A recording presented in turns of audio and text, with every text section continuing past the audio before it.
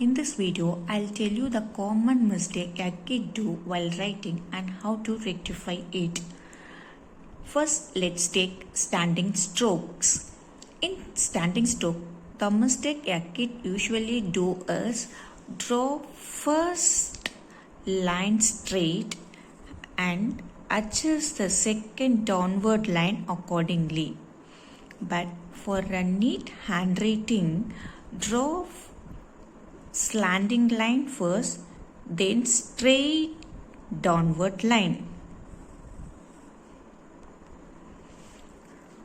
Also, the upper part should be thin and there should be a minimum gap in the downward part.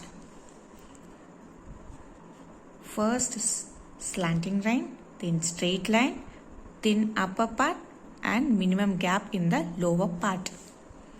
This is how standing stroke should be written. Now let's move on to curve patterns. I'll take the example of D. The mistake here is the tail part is curved and it is stretched to match and a large gap in the downward part.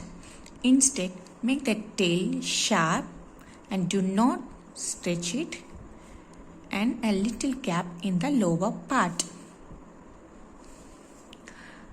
This is how curve patterns are written.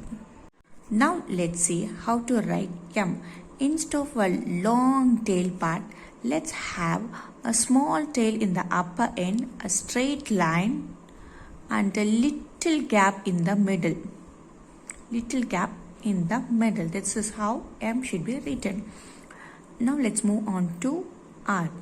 In R, the major mistakes is kids write the circle big and make a curve here. Instead, make the circle to be thin and straight sleeping line and the standing line.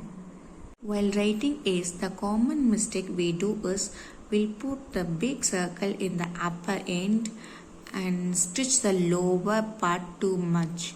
But make sure the upper circle should be little and do not stitch the lower part. It should be within this line.